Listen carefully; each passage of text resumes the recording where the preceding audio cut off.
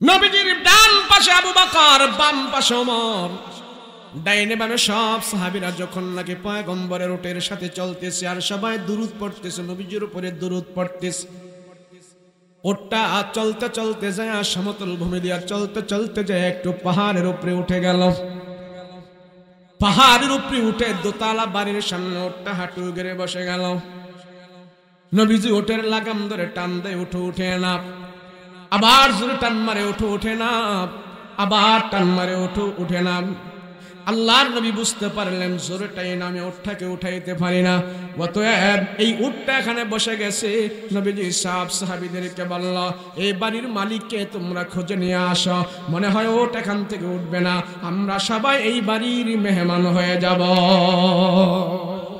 আল্লাহ আমারে এই বাড়ির মেহমান বানাই দিস। রাহমাতুল লিল আলামিন বাড়িওয়ালা কে? নবী বলে বাড়িওয়ালা কে? বাড়ির মালিক কে? প্রিয় নবী দেখতেছেন একটা লোক বাড়িওয়ালা আমার পয়গম্বরের দিকে আসতেছে। আল্লাহর নবী বলে, আবু আইয়ুব আনসারী, তুমি কি বাড়ির মালিক নাকি? বলে, হ্যাঁ রাসূল, আমি তো এই বাড়ির মালিক। হে আবু আইয়ুব, বিনা দাওয়াতে আমার আল্লাহ তাআলা তোমার বাড়ির মেহমান আমাকে বানাই দিয়েছে, তুমি খুশি না বেজার? আবু আইয়ুব চোখের পানি ফেলে আর কান্না করে বলে, গো রহমতের নবী, তাম পৃথিবীটা যদি আমাকে কেউ বিক্রি করে দেয় আমি এত খুশি হব না। আমার নবীজি মুহূর্তে আমার বাড়ির মেহমান হওয়ার পর আমি যেই পরিমাণ খুশি হয়ে গেছি, তাম পৃথিবীটা পেলেও আমি এমন খুশি হব না। রাহমাতুল লিল আলামিন বলে, আবু আইয়ুব, আল্লাহ তোমার সম্পদ দিয়েছে, মাল দিয়েছে, ধন দিয়েছে। আবু আইয়ুব, মক্কা থেকে কাফির মুশরিকদের অত্যাচার নির্যাতন সহ্য না করতে পেরে মদিনায় চলে আসছে। তোমার মুসলমান ভাইদের পাতেও খাবার দাবার যা ছিল সব শেষ হয়ে গেছে। দেখো না, ওমরের পেটের মধ্যে কোনো খাবার নাই, আবু বকরের পেটের মধ্যে খাবার নাই। এমনি করে অনেক সাহাবীরা মক্কার ধন সম্পদ ফেলে দিয়া শুধু ঈমান আর আমল নিয়ে আমার রাসূলের ভালোবাসায় তারা মদিনায় চলে আসছে। হে আবু আইয়ুব, তাদের জন্য তুমি একটু খাবারের ব্যবস্থা করো। নবীজি আবু আইয়ুবকে খাবারের কথা বলতে দেরি হয়েছে, ওই আবু আইয়ুব আনসারী উট বকরি জবাই করতে দেরি হয় নাই, জবাই করে দিল। হান্ডি পাতিলে গোস্ত পাক হইতেছে, রুটি পাক হইতেছে, গোস্ত পাক হইতেছে, দাও দাও করে আগুন জ্বলতেছে, ধোঁয়া উঠতেছে। আল্লাহর নবী বাড়িতে বসা আছে, মেহমানদারির পাক শাক হইতেছে। আবু আইয়ুব আনসারীর বাড়ি থেকে কয়েক কিলোমিটার দূরে তখনকার ইহুদিদের সবচেয়ে বড় একজন আলেম ছিলেন, নাম ছিল তার আব্দুল্লাহ ইবনে সালাম।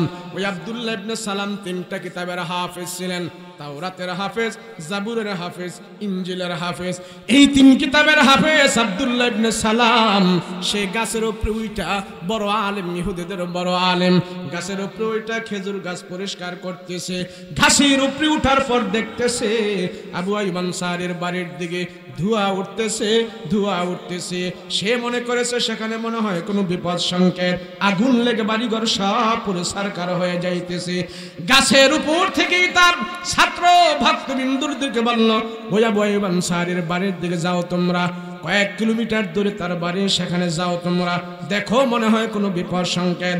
ছাত্ররা দৌড়ে এসে আবু আইয়ুব আনসারীর বাড়িতে দেখে না, এখানে কোনো বিপদ সংকেত না, সবার চোখে মুখে আনন্দ চলতেছে, বিপদ না এখানে। ইহুদিদের একমাত্র বড় আলেম, তাওরাতের হাফেজ, জাবুরের হাফেজ ছাত্রদেরকে পাঠাইলো, যাও সেখানে মনে হয় আগুন লেগে পুরো সরকার হয়ে গেছে, যাও সেখানে যা দেখো। তারা এসে দেখে না, এখানে কোনো বিপদ সংকেত না। লোকদেরকে জিজ্ঞাসা করে, ব্যাপার কি, তোমরা এখানে এত আয়োজন কেন, পাক শাক কেন, কারণ কি? কয় বলে জানো না? বলে না, আমরা তো কিছুই জানি না। আরে মক্কার মোহাম্মদ, আব্দুল্লাহর বেটা মোহাম্মদ মদিনায় চলে আসছে, এই বাড়িতে অবস্থান করতেছে। ওই মুহাম্মদুর রাসূলুল্লাহর আগমনের সুবাদে এখানে মেহমানদারির পাকশাক হইতেছে।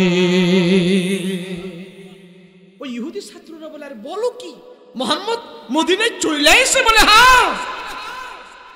এবার ইহুদি ছাত্ররা দৌড়ায়া তার ওস্তাদের কাছে গেছে, ওস্তাদ জি, আরে মোহাম্মদ তো মদিনায় চলে আইছে, যেই মোহাম্মদের কথা আপনি বলতেন সেই মোহাম্মদ তো চলে আইছে। ওই ইহুদি আলেম খেজুর গাছের উপর থেকে এক লাফ দিয়ে নামছে, কষ্টিত না, মোহাম্মদ চলে আইছে, দাঁড়া আমি দেখে আসি। আয়েশা দেখে যে না ঠিকই আছে, সব মানুষের আয়োজন। তো আবু আইয়ুব আনসারীর খোঁজে বার করছে, আবু আইয়ুব তোমার বাড়িতে নাকি মোহাম্মদ রাসূলুল্লাহ চলে আইছে, এখানে মেহমান আছে, মেহমান হয়ে আছে? বলে হ্যাঁ। বলে তুমি তো আমার খবর দিলা না একটু? তগরে কেন খবর দিব, তোদেরকে আমরা জানাই নাই, তোরা তো ইহুদি, তোরা রসুলদের দুশ্মন, নবীদের দুশ্মন, অলিদের দুশ্মন, মুসলমানের দুশ্মন, তোরা আমাদের রক্তের শত্রু, প্রাণের শত্রু, তোদেরকে আমরা জানাবো না। ইহুদি তোরা জাতটাই খারাপ, তোদেরকে জানাইলে আমার রসুলকে কষ্ট দিবি, সেই জন্য তোদেরকে আমরা জানাই। ইহুদি আলেম কই দোস্ত তুমি জানো যদিও আমি ইহুদিদের আলেম, আমি তো মূর্খ না, আমি তো আলেম। যদিও আমি ইহুদি, আমি তো আলেম। তিনটা কিতাব আমার দিলের ভিতরে আছে।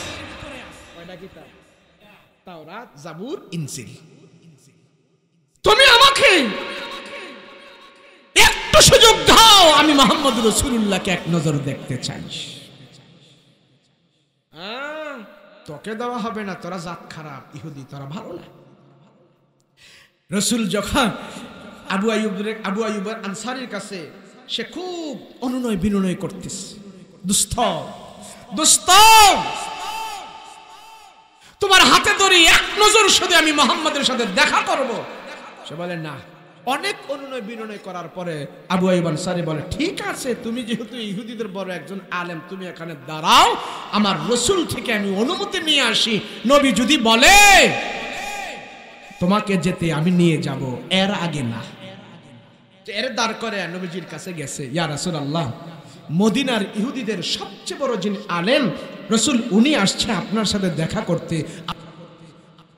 দিল দেখ তেরে ইশক মে হাল হু উসকা, মাহশর কা अगर शुरू हो तो बिना खबरों, महशर का अगर शुरू हो तो बिना खबर हो,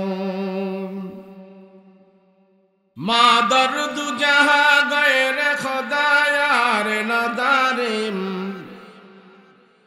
माँ दर्द जहाँ गैर खुदा यार नदारिम, जुज़ याद खुदा ही चद गुरकार नदारिम, जुज़ याद खुदा ही चद गुरकार नदारिम, मायूस नहीं अहल ज़मी अपने खता से, तो कदीर बदल जाती है मुझ तर की दुआ से, तकदीर बदल जाती है मुझ तर के दुआ से, ला इलाहा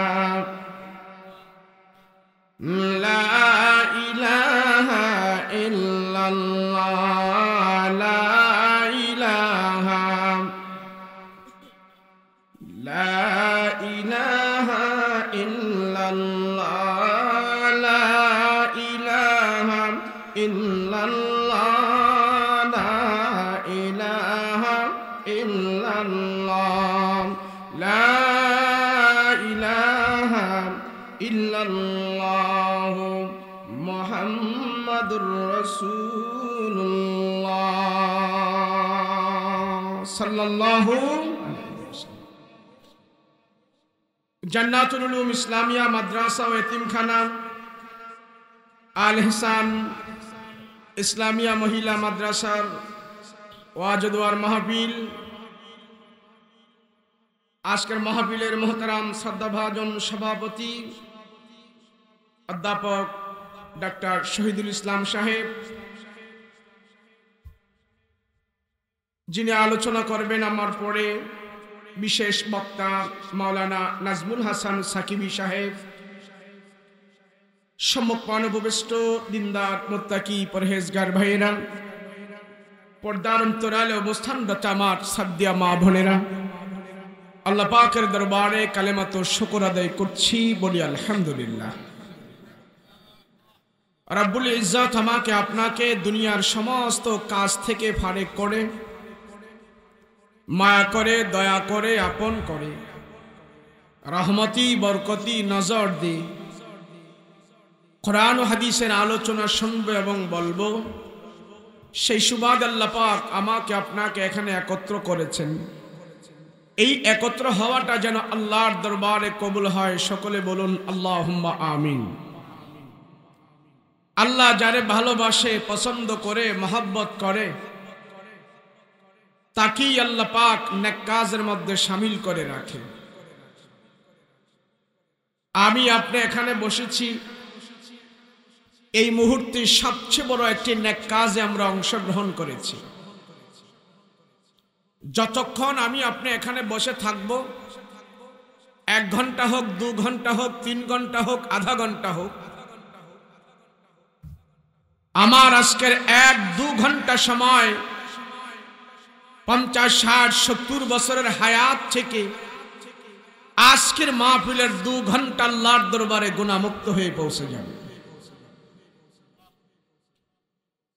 ওয়াজ মাহফিল দিলে, আসলে, বসলে, বললে, শুনলে সর্বপ্রথম যে লাভটা হয় সেই লাভটা হলো বান্দা যতক্ষণ কোরআন হাদিসের আলোচনা শোনে, ঈমানি কথাবার্তা শোনে এবং বলে, অতক্ষণ পর্যন্ত সে সমস্ত গুনাহ থেকে মুক্ত থাকে। আলহামদুলিল্লাহ বলেন। আপনারা এতক্ষণ এখানে বসেছিলেন, আরো 1-2 ঘন্টা বসে থাকবেন।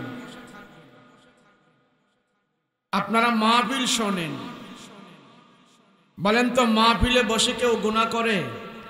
বিড়ি সিগারেট খায়, গান বাদ্য করে, কারোরে গালিগালাজ করে, কোনো অপরাধের কথা বলে, কোনো অন্যায়ের কথা বলে না।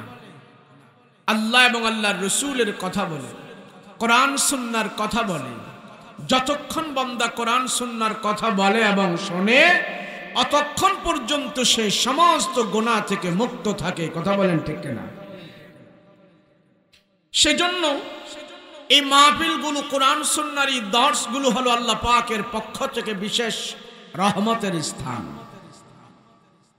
এমনি ভাবে যতক্ষণ কোরআন সুন্নাহর কথা আমরা বলি, কোরআন সুন্নাহর কথা আমরা শুনি, অতক্ষণ যদি আমরা গুনাহ থেকে মুক্ত থাকি, এই কোরআন দিয়ে যদি আমার পুরাটা জীবন আমি সাজাই, এই কোরআন দিয়ে যদি আমার সমাজ চলে, রাষ্ট্র চলে, আমার ফ্যামিলি চলে, কোরআনের বিধান মতো যদি আমার নিজের জীবনকে আমি পরিচালনা করি, তাহলে এই অল্প সময় যেমন কোরআনের আলোচনা শুনে আমরা সব গুনাহ থেকে মুক্ত, কোরআন দিয়ে যদি আমার জিন্দেগি সাজাই, কোরআনের হুকুম দিয়ে যদি আমার অল বডি আমি সাজাই, আমার সমাজ আমি সাজাই, আমার দেশ আমি সাজাই, তাহলে কোরআনের বরকতে আমার পুরা জিন্দেগি গুনাহ থেকে মুক্ত হবে। মৃত্যুর পরে আল্লাহ আমাদেরকে জান্নাতুল ফেরদাউস দান করে দিবেন। আমরা সারা দুনিয়া যদি আজ পর্যবেক্ষণ করে দেখি, সারা দুনিয়া, শুধু বাংলাদেশ নয়, যেখানে আল্লাহ এবং আল্লাহর রাসূলের হুকুম নাই, কোরআনের আইন নাই, কোরআনের শাসন নাই, কোরআনের প্রথা চালু নেই, কোরআনের তেলাওয়াত নেই, কোরআনের মাদ্রাসা নেই,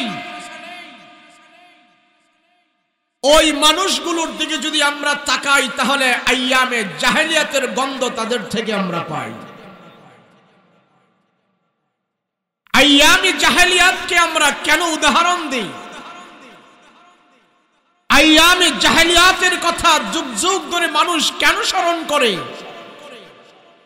আইয়ামে জাহেলিয়াতের যুগটাকে কিয়ামতের আগ পর্যন্ত মানুষ ভৎসনা দিবে, ঘৃণা করবে। কারণটা কি?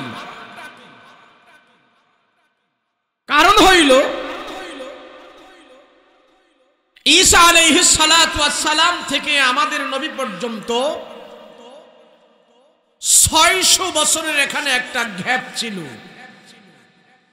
কয়শো বছর?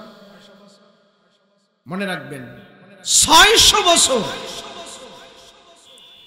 ঈসা নবী থেকে নিয়ে আমাদের নবী পর্যন্ত এই 600 বছরের ভিতরে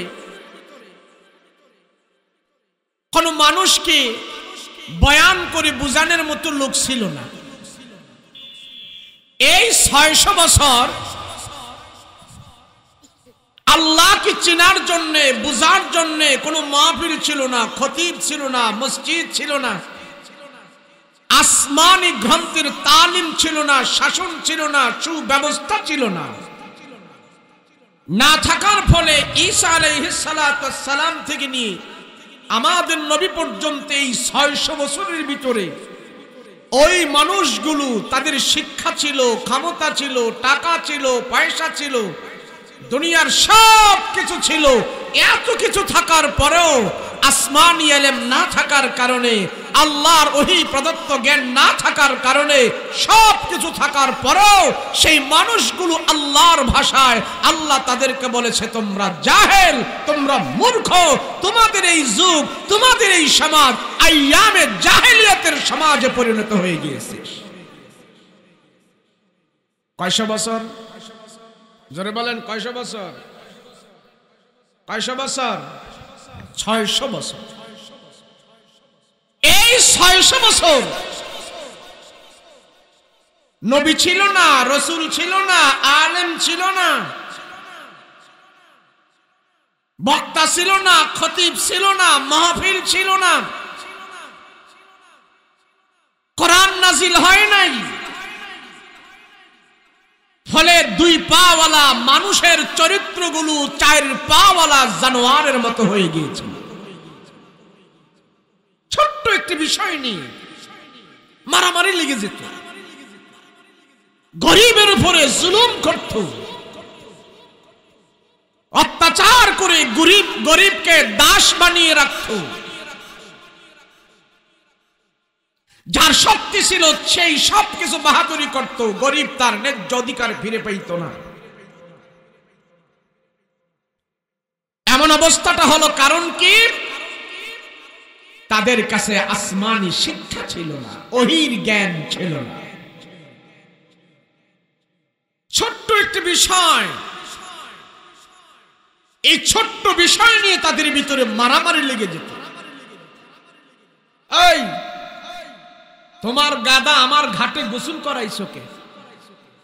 তোর ঘোড়া আমার পুকুরে পানি খাইলো কে? তোমার উট আমার গাছের পাতা খাইলো কে? বলেন, উট গাছের পাতা খেয়ে ফেলেছে, এর জন্য কি বিরাট অনেক বড় কিছু কি তারে লসে ফেলে দিছে? পাতা খাইলো কেন? এই জন্য 2 দলে দ্বন্দ্ব লেগে, মারামারি লেগে জাগায় 10 জন 20 জন মার্ডার হয়ে গেছে। বর্তমানে এই সমাজেও কিছু কিছু এমন প্রথা আমরা দেখি, ছোট ছোট বিষয় নিয়ে একে অপরকে হত্যা করে ফেলি। নবীজি বলেছেন, কিয়ামতের আগে এমন একটা জমানা আসবে, এমন একটা যুগ আসবে, সবাই মিলে একজনকে মারবে, যাকে মারতাছে সেও বুঝবে না আমারে কেন মারতেছে, আর যারা তারে মারতেছে তারাও জানে না তারে আমরা কেন মারতেছি। এমন যুগ আইছে কিনা বলেন না? এই প্রথাটা ছিল, এমন অবস্থাটা ছিল আইয়ামে জাহেলিয়াতের যুগের অবস্থা। সেই মানুষগুলো জাহালাতে তাদের দিল ভরপুর হয়েছিল। জ্ঞানীজন, সুদীজন, সম্মানী, ব্রেনী, এদেরকে পর্যাপ্ত পরিমাণ মূল্যায়ন কেউ করত না। তাদের নৈতিক চরিত্র এমন হয়ে গিয়েছিল যে বেশি মদ খাইতে পারত, মাতলামি করত, যার বাড়িতে বেশি মদের ঢাম থাকতো, মদের আয়োজন থাকতো, এরে সবাই স্যালুট দিত। আমরা তো ছেলে মেয়ে এখন বিবাহ শাদী করাইলে আমরা যা দেখি যে ছেলের বাড়িতে কি আছে, পরিবেশটা কিরকম, তার অর্থনৈতিক অবস্থা কিরকম, বংশমর্যাদা কিরকম, বাড়ির ঘরের আঙ্গিনার পরিপাটি কিরকম। আর জাহেলিয়াতের যুগের এই মানুষগুলো ছেলে মেয়ে বিবাহ শাদী করাইলে যায় দেখতো কার বাড়িতে কয়টা মদের ঢাম আছে। কি দেখতো? কথা কয় না কে? আপনারা ফরিদপুরের মানুষ কি বিবাহ শাদী করাইলে যায় দেখেন মদের ধাম কয়টা আছে? ওই জাহেলিয়াতের যুগের মানুষগুলো দেখতো যে যার বাড়িতে আসছে ছেলেকে বিবাহ করাইছে, ওরা মদ পান করে কেমন, মদ খায় কেমন, এদের বাড়িতে মদের ধাম আছে কেমন। যদি দেখতো যে বড় বড় মদের ধাম আছে, বোতল আছে, তো সবাই প্রশংসা করতে, হ্যাঁ এ বাড়িতে বিবাহ শাদী করা যায়। এরা সম্ভ্রান্ত, এরা জমিদার। তাহলে বলেন তাদের নৈতিক চরিত্র কোথায় গিয়েছিল? ছোট বাচ্চা যখন জন্মগ্রহণ করে, বাচ্চারা, এই বাচ্চা মায়ের স্তন থেকে দুধ পান করে। যখন এই ছেলেটা বাহিরের খাবার খেতে পারে, আমরা কি করি? ভালো একজন বুজুর্গ হক্কানি আলেম থেকে আমরা একটু লালা চিবায়া বা কোনো কিছু চিবায়া তার মুখে আইনা দেই, বা হক্কানি বুজুর্গ আলেমের মুখের লালা আমার সন্তানের মুখে লাগায়া দেই। এটাকে বলা হয় তাহনিক। রসুলের ভাষায় বলা হয় এটা তাহনিক করা। হক্কানি বুজুর্গ আলেম দিয়ে একটু আমার বাচ্চার বহিরাগত খাবার এখন ভিতরে যাবে, আমি শুরু করেছি হক্কানি কোন আলেমের লালা দিয়ে। সুন্নাত তাহনিক বলা হয়। আইয়ামে জাহেলিয়াতের যুগের মানুষগুলো এই তাহনিক করাইতো দামি দামি মদ দিয়া। বাচ্চা এখন বাহিরের খাবার খেতে পারে, সেই জন্য একটু দামি মদ হাতে করে নিয়ে বাচ্চার মুখে লাগায়া বাচ্চারে তাহনিক করাইতো, এটা উদ্বোধন করতো বাহিরের খাবার দিয়ে। পরিবেশটা এত নোংরা হয়ে গিয়েছে। শুধু তাই নয়, ইবাদতের বেলায় তাদের এমন অবস্থা ছিল, খানায়ে কাবার ভিতরে তারা ৩৬০টা মূর্তি স্থাপন করে। এক একটা মূর্তিকে তারা এক এক ডিপার্টমেন্টের জন্য, এক এক সেক্টরের জন্য তারা খোদা বানিয়েছিল। বৃষ্টির জন্য এক খোদা, ভাগ্যের জন্য আরেক খোদা, ফসলের জন্য আরেক খোদা, এমন খোদা বানাইতে বানাইতে ৩৬০টাই নিয়ে ঠেকাইছে। খানায়ে কাবার ভিতরে তাদের ভিতর থেকে কেউ কেউ খানায়ে কাবার ভিতরে উলঙ্গ হয়ে তারা তোয়াফ করত। নারী পুরুষ একসাথে উলঙ্গ হয়ে খানায়ে কাবায় তারা তোয়াফ করত। বলেন আপনার পাড়া মহল্লার মসজিদে যদি কোনো মুসল্লি উলঙ্গ হয়ে ঢুকে, আপনি কি তারে মসজিদে রাখবেন না দূর করে দিবেন? আর ওই জাহেলিয়াতের যুগের মানুষগুলো উলঙ্গ হয়ে নারী পুরুষ খানায়ে কাবায় গিয়ে তোয়াফ করাটাকে ইবাদত মনে করত। কত মাথা তাদের খারাপ হয়েছে। কেউ কেউ জিজ্ঞেস করে, ব্যাপার কি? তোমরা এইভাবে উলঙ্গ হয়ে খানায়ে কাবায় তোয়াফ করছো, কারণ কি? বলে বরকতের জন্য। বলে উলঙ্গ হয়ে তোয়াফ করাটা তোমরা এটা কি বরকত মনে করছো? বলে জানো না, এই জামা কাপড় পরে আমরা অনেক গুনাহ করেছি, অনেক খারাপ করেছি। তাহলে গুনাহযুক্ত জামা কাপড়, এই খারাপ যুক্ত জামা কাপড়গুলো পরে কি আল্লাহর পবিত্র ঘরে যাওয়া যায়? সেই জন্য এই জামা কাপড়গুলো সব খুলে এরপরে আমরা উলঙ্গ হয়ে খানায়ে কাবায় আসছি তোয়াফ করতে। নাউজুবিল্লাহ। কেমন মাথা খারাপ হয়েছে। জামা কাপড় পরে গুনাহ করার কারণে জামা কাপড় শরীর থেকে খুলে উলঙ্গ হয়ে খানায়ে কাবায় গেছে। যদি এগুলার বিবেক থাকতো তাইলে তো চিন্তা করতো যে যন্ত্রপাতি দিয়ে আমরা গুনাহ করছি এগুলিও কাইটটা ফেলার দরকার ছিল। আসমানি এলেম নাই, ওহির জ্ঞান নাই।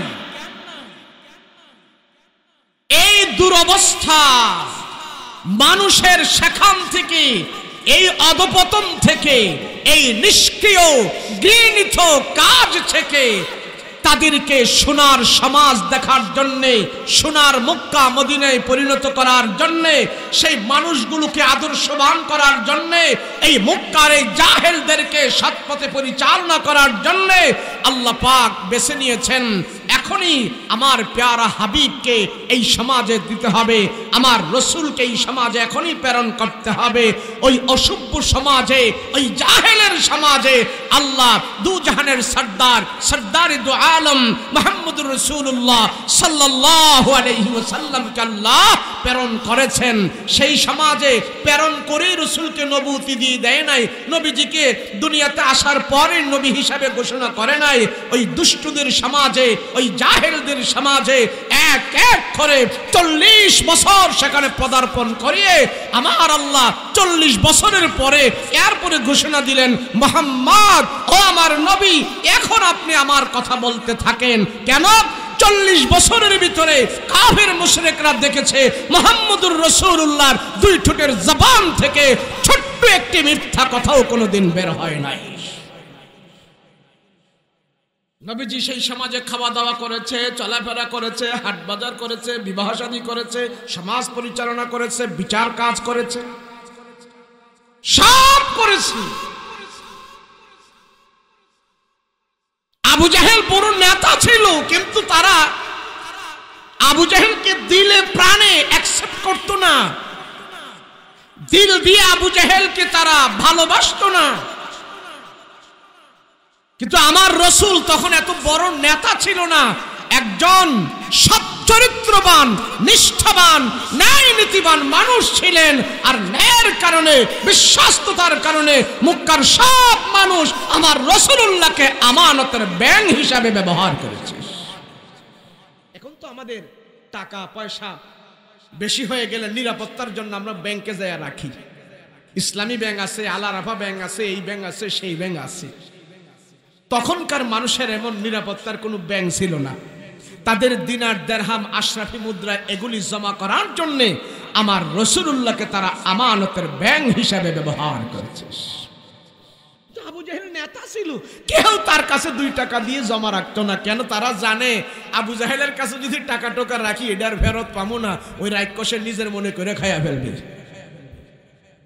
আবু জাহেলের স্বভাব ছিল কারো কাছ থেকে কোনো কিছু আনতে পারলে এটা আর দিত না কাউকে, এটা আর কাউকে দিত না, সে নিজের মনে করে খেয়ে ফেলতো। এক প্রকারের লোক আছে না সমাজে এরকম, শুধু দিস আমারে দিস, খালি আনিস, সঙ্গ পাঙ্গ লাগায়া দেয়, অমুকের এটা নিয়ে আয়, অমুকের ওইটা নিয়ে আয়, ওখানে যে হামলা দে আর গরু নিয়ে আয়। আবু জাহেল এইভাবে নেতা ছিল, আর তার সঙ্গ পাঙ্গ দিয়ে মানুষের এটা সেটা এনে খেয়ে ফেলতো, আনতো, খালি আনিস, খালি আনিস, কাউকে সে দেয় নাই। কিন্তু আমার রাসূল, যাদের দিনার, দিরহাম, টাকা পয়সা আমানতের ব্যাংক হিসাবে এত টাকা, এত দিনার, এত দিরহাম আমি অমুক তারিখে রেখেছি, আবার যখন 1 মাস 2 মাস পরে তাদের প্রয়োজনে এই আশরাফি মুদ্রার জন্য, দিনার দিরহামের জন্য আসতো, রাসূল তাদের এই দিনার দিরহাম আবার সুন্দর মতন তাদের হাতে তাদেরটা বুঝাইয়া দিতেন। আমার কথা হলো, মক্কার সেই জাহালাত সমাজটাকে, যে মক্কার সেই জাহালাতের সমাজের ভিতরে যে আদর্শের বাতি ফুটিয়েছে, ওমর হয়েছে, আলী হয়েছে, আবু বকর হয়েছে, ওসমান হয়েছে, এই সমস্ত বড় বড় আল্লাহর প্রিয় বান্দারা যে হয়েছে, তারা কিসের মাধ্যমে এরকম ওমর হয়েছে, কোন কারণে তারা এমন আদর্শ মানুষ হয়েছে? আজকে আমাদের সমাজে চোর, ডাকাত, ছিনতাই, রাহাজানি, বদমাশি, সিটারি, বাটপারি সব বেড়ে গেছে। ওই জাহেলিয়াতের যুগের মতো আমরাও যদি দেখি জাহেলিয়াতের সমাজে কিভাবে আমার রাসূল কোন আইনের মাধ্যমে, কিসের মাধ্যমে সেই জাহেলিয়াতের সমাজে শান্তির সমাজ করেছে, জাহেলিয়াতের সমাজ থেকে জাহালাত দূর করে শান্তির বাতি জ্বালিয়েছে, ওই ফিকিরগুলো যদি, ওই চিন্তাগুলো যদি, ওই আইনগুলো যদি আজকে আমাদের সমাজে আমরা বাস্তবায়ন করি, এই সমাজ থেকেও অশান্তি দূর হইতে বাধ্য হবে। না অন্য কোন মন্ত্রতন্ত্র দিয়ে করা সম্ভব না। নবীজি নবুয়তি পাইলেন কত বছরে? জোরে বলেন, কয় বছরে? ঈসা নবী থেকে দিয়ে আমাদের নবী পর্যন্ত কয়শো বছর নবী রাসূল আসে নাই? 600 বছর। কথা পরিষ্কার। 600 বছর পরে রাসূলুল্লাহর বয়স যখন 40, সব মানুষের কাছে নবীজি আল আমিন, সত্যবাদী, মিথ্যা বলে না। তখনই আল্লাহ পাক কোরআনুল কারীমের আয়াত নাজিল করা শুরু করলেন। হাবিব, এইবার আপনার উপরে আমি আমার মিশন চালু করতেছি, কোরআনের আয়াত আপনার উপরে নাজিল করতেছি। আপনার উপরে আমি দায়িত্ব দিলাম সর্বপ্রথম তিনটা। এক নম্বর দায়িত্ব হলো ইয়াতলু আলাইহিম আয়াতিক, আপনার উপরে যে আয়াতগুলো আসে সেই আয়াতগুলো আপনার জবান দিয়ে তাদেরকে তেলাওয়াত করবেন। ব্যাখ্যা পরে, আগে তেলাওয়াত। আগে কি? আগে তেলাওয়াত। রাসূলের উপরে যখন কোরআনের আয়াত নাজিল হয়, নবীজির জবান থেকে সুললিত কণ্ঠে নবীজি কোরআন তেলাওয়াত করে। আর আরবরা তো কোরআন তেলাওয়াত বুঝে, আরবি বুঝে। নবীজির কোরআন তেলাওয়াত শুনে শুনেই ওই কাফের মুশরিকদের ভিতর থেকে কেউ কেউ আল্লাহর রাসূলের হাতে হাত রেখে কালেমা পড়ে তারা মুসলমান হয়ে যায়। তো আবু জাহেল রেজা একজনে বলল, মুহাম্মদের ডাইনে বামে যদি এমনে মুসলমান হইতে থাকে, এমনে একজন দুজন করে যদি মুসলমান হয়, তাহলে তো আবু জাহেল, তুমি কি মনে করছো এটা জানি না, আমরা দেখতেছি মুহাম্মদের দল একদিন বড় হয়ে যাবে, মুহাম্মদের দলের সংখ্যা অনেক বড় হয়ে যাবে, তার নেতৃত্ব দেওয়ার মতন এক যোগ্যতা হয়ে যাবে। আমাদের লাত, উজ্জা, মানাত, হবুল, তুবুল এগুলির সব অপমান করবে, কোনো দাম থাকবে না। মূর্তির তো দাম থাকবে না, থাকবে না, তোমাদের পর্যন্ত দাম থাকবে না। মক্কার নেতৃত্ব এবং কর্তৃত্ব সব মুহাম্মাদের হাতে চলে যাবে। এখনই মুহাম্মদকে দমাইতে হবে, তার কোরআন তেলাওয়াত যেন কোনো মানুষ না শোনে। এই ব্যাপারে তোমরা কি সিদ্ধান্ত করবা, এখনই করো। তা আবু জাহেল এই জিনিসটা মাথার ভিতরে নিল খুব ভালো করে। হ্যাঁ ঠিক তো, কেন মুহাম্মদের কোরআন তেলাওয়াত আমার কাছে এত মজা লাগে, তো সাধারণ পাবলিকের কাছে তো আরো মজা লাগবে। কথা বলেন ঠিক না? আরো মজা লাগবে। তাৎক্ষণিকভাবে আবু জাহেল দারুন নাদওয়ায় মিটিং ডাকলেন। উকবা, শাইবা, আবু লাহাব, ওলীদ ইবনে মুগীরা, উতাইবা আরো বড় বড় কাফেরদেরকে ডেকে বলল, মুহাম্মদের ব্যাপারে তোমাদের কি সিদ্ধান্ত? দেখো না, গাঁও গ্রাম থেকে, মফস্বল এলাকা থেকে কিছু কিছু মানুষ আসে, এসে তো তাদের দিল পরিবর্তন করে, মুহাম্মদের কোরআন তেলাওয়াত শুনে এরা ইচ্ছা করে মুসলমান হয়ে যায়। এখন কি করা যায়? তো এক একজন এক এক পরামর্শ দেয়। আমরা এটা করতে পারি, আমরা মানুষকে বাধা দিতে পারি, আমরা মুহাম্মদকে বুঝাইতে পারি যে তুমি আর কোরআন তেলাওয়াত করো না, আমরা তোমার ধর্মের সাহায্য করব। এমন যদি আমরা একটা আতাত করতে পারি তাইলে মনে হয় ভালো হইতে পারে। আবু জাহেল বলে, না, তোমাদের পরামর্শ আমি শুনেছি, আমার কাছে একটা পরামর্শ আছে, শুনে দেখো তো কেমন লাগে। বলে কি? দূর দূরান্ত থেকে মানুষ এসে মুহাম্মদের কোরআন তেলাওয়াত শুনবে। আমরা নেতারা যদি দায়িত্ব নিই, মক্কার অলিতে গলিতে পয়েন্টে পয়েন্টে আমাদের কর্মীদেরকে নিয়ে যদি আমরা সব মানুষকে বুঝাইতে পারি মুহাম্মদ একটা পাগল, পাগল বলিয়া যদি আমরা এই কথাটা সমাজের সব মানুষকে খাওয়াই দিতে পারি, তাহলে পাগলে যত দামি কালামি তেলাওয়াত করুক না কেন, কোনো মানুষ আর অ্যাকসেপ্ট করবে না। তো সবাই বলে, ইয়েস স্যার, খুব সুন্দর একটা ডিসিশন, আমরা পাগল বইলেই মুহাম্মদের সমাজে চালাই দিতে পারি। এই কথা বলার জন্য আগামীকাল সকাল বেলায় সবাই মক্কার অলিতে গলিতে পয়েন্টে পয়েন্টে দাঁড়িয়েছেন। দূর দূরান্ত থেকে অনেক মানুষ রাসূলকে দেখতে আসে। মুহাম্মদ নবী হয়েছে, শেষ নবী, শ্রেষ্ঠ নবী, দুজাহানের নবী, তারপরে আর কোনো নবী নাই, তো তারে তো এক নজর দেখতে হয়। তো নারী পুরুষ, ছোট বড়, জুয়ান বুড়া করা, দূর দূরান্ত থেকে, মফস্বল এলাকা থেকে মানুষ দেখতে আসে। আর আবু জাহিলারা দর্শক, কই যাও, কোথায় যাও? বলে, তোমাদের সন্তান নবী হয়েছে, তারে আমরা দেখতে আসছি। যাইও না, যাইও না, এটা পাগল, পাগলের কাছে যাইয়া লাভ নাই। নাউজুবিল্লাহ বলেন। নবীজি পাগল? কথা বলেন না, নবীজি পাগল? যাইও না। জনগণ তার এত বোকা না, বুঝেন না? জনগণ চিন্তা করতেছে আবু জাহেল, উকবা, শাইবা এরা বড় বড় নেতা, এত বড় বড় সর্দারেরা, তারা যেহেতু বলতেছে মুহাম্মদ পাগল, তো মুহাম্মদ পাগল হইল, ছোটখাটো পাগল হইব না, এটা বড় পাগল হইব। আর আমরা আসছি যেহেতু, বড় পাগলটারে আমরা একটু দেখাই যাবো। বিশাল বড় নেতায় বলেছে, সর্দারে বলেছে, মোহাম্মদ পাগল যায় না। জনগণকে না এত দূর থেকে আসছি, ছোটখাটো পাগল হইব না। নেতারা বলতেছে পাগল, এটা বড় পাগল, আমরা বড় পাগলটারে দেখেই যাবো। এখন সবাই সুরসে হাতিমে কাবায় যাবে রসুলকে দেখার জন্য, আর নেতারা বাধা দিছে, না বাধা দিয়ে না, আমরা পাগলটাই দেখবো, আমরা পাগলে দেখবো। নেতাদের কথা শুনে নাই, ওভারটেক করে সব জনগণ খানায় কাবায় ঢুকছে।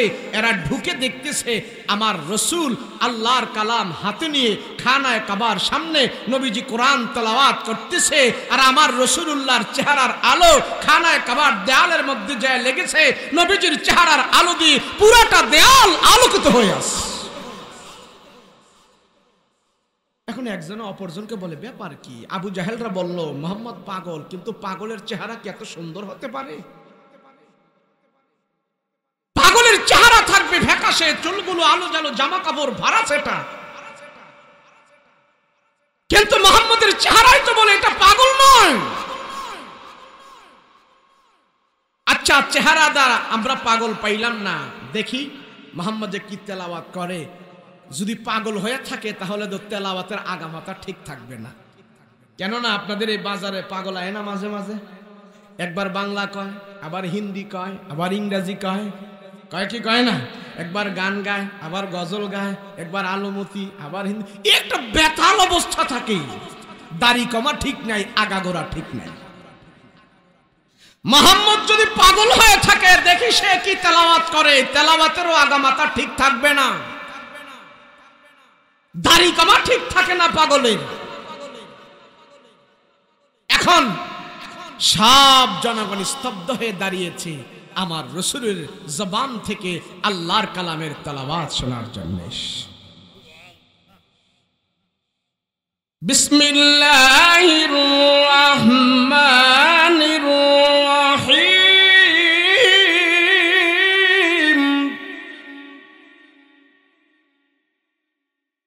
আর রাহমানু আল্লামাল কুরআন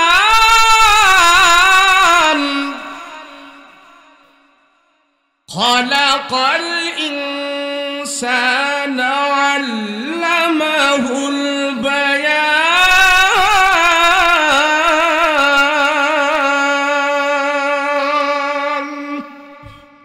নবীজি তেলাওয়াত করতেছে, সব জনগণ দাঁড়িয়ে আমার রাসূলুল্লাহর কোরআনের তেলাওয়াত যখন মনোযোগ সহকারে শুনেছি, জাগায় সিদ্ধান্ত নিল তারা না, কোন পাগলের জবান থেকে এত দামি তেলাওয়াত হতে পারে না, এত উচ্চাঙ্গের সাহিত্যিক পূর্ণ কথা পাগলের জবান থেকে বের হতে পারে না। আমরা সত্য রাসূল পেয়েছি, সত্য পয়গম্বর পেয়েছি, আর আমরা ফিরে যাব না। ও মুহাম্মদ, তোমার হাতে হাত রেখে আমরা কলমা পড়ে মুসলমান হয়ে যেতে চাই।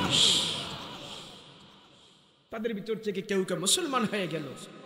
আবু জাহেলের কানে খবর গেছে, কইলাম কি আর হইল কি, হিতে দি বিপরীত হইছে, না কয় তো ভালো ছিল।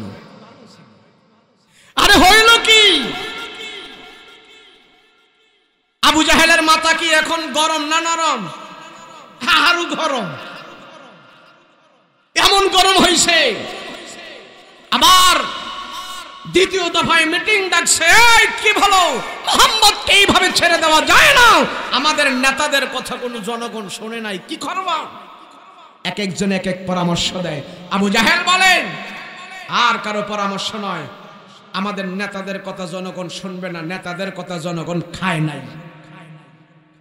এবার চলো মক্কা একটা জাদুঘর আছে, তার নাম হাদিসে আসে দিমাগ, বাংলায় যাকে বলা হয় জামাত। এই জাদুঘরের ডাইকে আনো, ওই জাদুঘরকে দিয়ে যদি আমরা মুহাম্মদের কোরআনের বিরুদ্ধে কথা বলাইতে পারি, জাদুঘর যদি বলে যে এগুলি সব জাদুর মন্ত্র তেলাওয়াত করতেছে, তাইলে জনগণের কাজ হবে, জনগণ বুঝবে হ্যাঁ এগুলি জাদুর মন্ত্র, আমরা কোনোদিন শুনি নাই। জাদু বইলা যদি মুহাম্মদের কোরআন তেলাওয়াত সমাজে আমরা প্রচার করে দিতে পারি, তাহলে আমার মনে হয় আর কেউ মুহাম্মদের কোরআনকে গুরুত্ব দিবে না।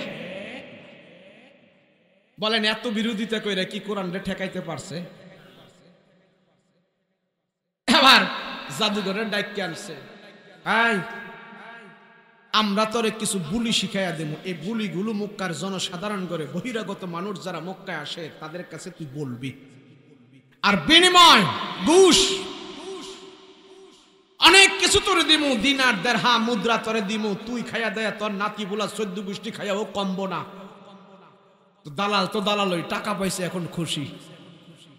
আপনাদের দেশে এমন দালাল আসেনি গরু মইরা যাক খাল পাইলেই খুশি? এই দালাল মুহাম্মদের বিরুদ্ধে যা বলার সব বলমু, মাল দো পাইছি। ইসলামের বিরুদ্ধে যা বলার বলমু, মাল দো পাইছি। সব কিছু নিয়া এবার আমার রসুলকে এবং রসুলুল্লাহর কোরআন তেলাওয়াতকে জাদুর মন্ত্র বলে, নবীজিকে জাদুঘর বলে প্রচার করে দেওয়ার জন্য এই জাদুঘর আস্তে আস্তে করে গেছে খানায় কাবা। সেও যায় দেখতেছে আল্লাহর নবী খানায় কাবার সামনে কোরআনুল কারীম তেলাওয়াত করতেছে। তো জাদুঘর মনে মনে ভাবলো মোহাম্মদের কাছে তো আসার কোনো আমার সুযোগ হয় নাই, দালালির সুবিধার্থে যেহেতু আসছি, মোহাম্মদকে জাদুঘর বলতে আমার সুবিধা হবে, দেখি মোহাম্মদ কি তেলাওয়াত করে। তার এই তেলাওয়াতগুলো যখন আমি শুনবো, শুনলে আমি বুঝতে পারবো মোহাম্মদ এগুলি কি জাদুর মন্ত্র পড়ে, এরপরে মানুষকে বুঝাইতে আমার সুবিধা হবে।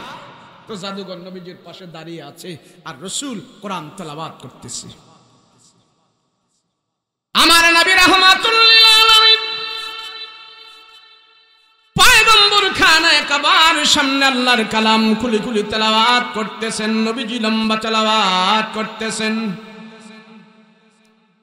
আর জাদুঘর পয়গম্বরের পাশে দাঁড়িয়ে দাঁড়িয়ে মনোযোগ সহকারে নবীজির কালামের তেলাওয়াত গুলো শুনতেছেন। রাহমাতুল লিল আলামিন পয়গম্বরের জবান থেকে কোরআনের তেলাওয়াত গুলো নবীজি আরম্ভ করেছে, তেলাওয়াত করতেছে।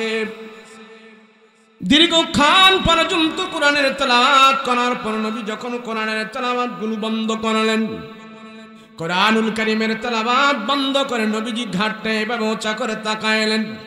দেখতেছেন পয়গম্বরের পাশে লম্বা একটা লোক দাঁড়ায় আছে, আর ওই লোকটার চোখ থেকে পানি গড়ে গড়ে টপ টপ করে দুনিয়াতে পড়তেছে। রাহমাতুল লিল আলামিন বলে, ভাই তোমার বাড়ি কই, কোত্থেকে আসলা, কারণ কি, কেন এখানে কান্না করো, কারণ কি, কি ব্যাপার, তোমাকে কেউ কোনো কষ্ট দিয়েছি কিনা, আমার দ্বারা তুমি কোনো কষ্ট পেয়েছো কিনা বলো, কেন এখানে তুমি কান্না করতেছো, কারণটা কি? এ ভাই তোমার পরিচয়, তোমার নাম কি, তুমি বলো, কেন এখানে কান্না করো, কারণ কি? তোমার কি খাদ্যের অভাব না বাসস্থানের অভাব, মনের ভিতরে কি দুঃখ আছে বলো?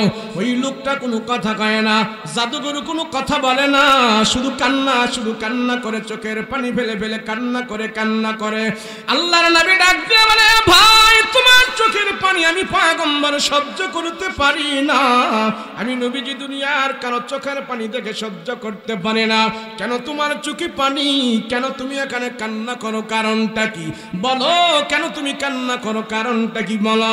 ওই জাদুঘর ডাক দিয়া বলতেছে, ও মুহাম্মদ, না না না, তুমি আমাকে কষ্ট দাও নাই, কেউ আমাকে কষ্ট দেয় নাই, কেউ আমাকে আঘাত করে নাই। ও মুহাম্মদ, আসছিলাম তোমার বিরুদ্ধে একটা অপবাদ দেওয়ার জন্য, আসছিলাম তোমার বিরুদ্ধে অপবাদ দেওয়ার জন্য, কিন্তু আমি দাঁড়িয়ে দাঁড়িয়ে তোমার জবানের তেলাওয়াত গুলো শুনেছি, তুমি যে কালামুল্লাহ শরীফ তেলাওয়াত করতেছো, আমি কান লাগায় লাগায় তোমার তেলাওয়াত গুলো শুনেছি।